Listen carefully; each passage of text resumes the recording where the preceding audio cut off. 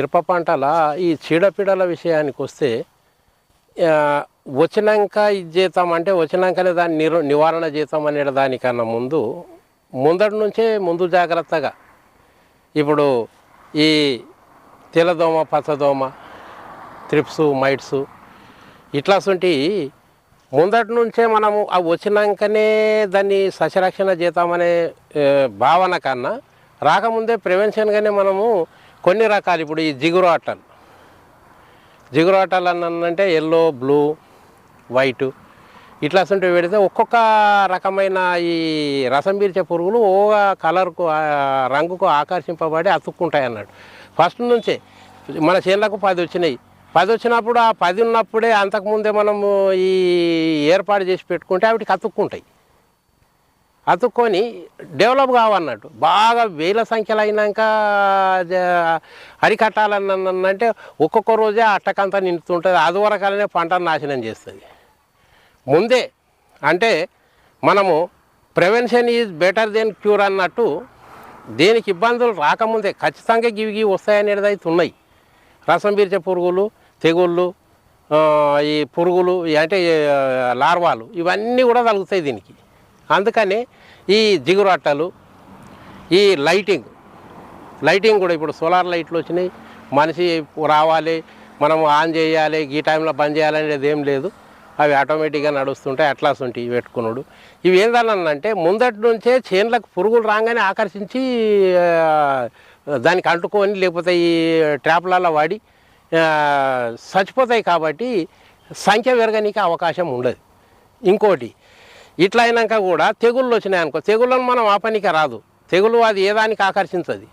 కాకపోతే ఏంటనంటే ముందటి నుంచే తెగుళ్ళకు సంబంధించినవి కానీ ఈ రసం పీల్చే పురుగులకు సంబంధించినవి కానీ ఇవన్నీ 10 రకాల మందులు 5-6 రకాలు అనుకోరాదు. అన్నీ మంచిగా ఎక్స్పర్టులు చెప్పినవి కొన్ని, మనకు తెలిసినవి కొన్ని, ఇంకా అన్నీ కూడా 2 లైన్లలో కొట్టి మనం ఎప్పటికీ ఒక 15 రోజులు 20 రోజులు ఈ 2 లైన్లకు ఒకటి ఇట్లా 10 లైన్లలో 5 రకాలు మందులు స్ప్రే చేసుకొని 5-6 రకాలు 7-8 రకాల మందులు స్ప్రే చేసుకొని ఏ చెట్టు అయితే మంచి గ్రోత్ ఉండి ఏ చీడపీడలను రాకుండా నిరోధకంగా ఉన్నదో ఆ మందులు చేనంతా వాడుకుంటే మంచిది.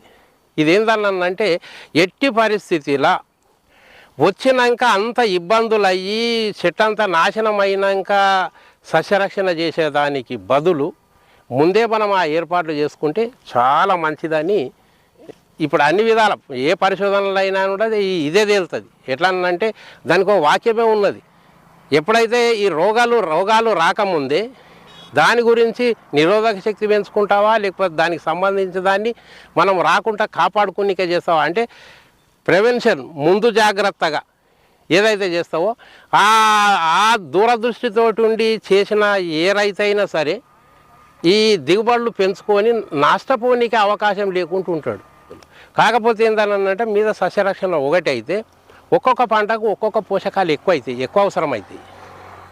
ఇప్పుడు సూక్ష్మ పోషకాలు కానీ స్థూల పోషకాలు కానీ ఎక్కువ అవసరం అవుతాయి అన్నాడు. మిర్చి విషయానికి వస్తే కాల్షియము, సల్ఫరు, మెగ్నీషియము, బోరాను, ఇంకా సిలికాను ఇవన్నీ అవసరం. ఈ 4 అయితే ఖచ్చితంగా ఎక్కువ అవసరం అవుతాయి. అందుకనే ఆ 4 పదార్థాలు కూడా మనము రోజుకు 2-3 ఊటలు తిన్నట్టు 7-8 రోజులకు ఒకసారి 10 రోజులకు ఒకసారి నీళ్ళు వారిచ్చే ముందు నీ ఏ ఫెర్టిలైజర్ అయినా కూడా ఫస్ట్ ఒట్టి దుక్కిలని ఎక్కడైతే నీళ్ళు వారుతాయో ఆ ప్రాంతాన్ని సలి ఎంటకెళ్ళి నీళ్ళు పెట్టాలి. నీళ్ళు పెట్టినాక ఫెర్టిలైజర్ చల్లొద్దు. అది ఈ పనులు చేస్తే మాత్రం పంటలు సాధ్యమైనంత వరకు మనము 70-80% ఈ ఇబ్బందులకి వెళ్ళి బయటకు వచ్చి పంటను తీసుకొని ఇబ్బంది లేకుండా అంటే నష్టపోకుండా ఉండడానికి అవకాశం ఉంటుంది.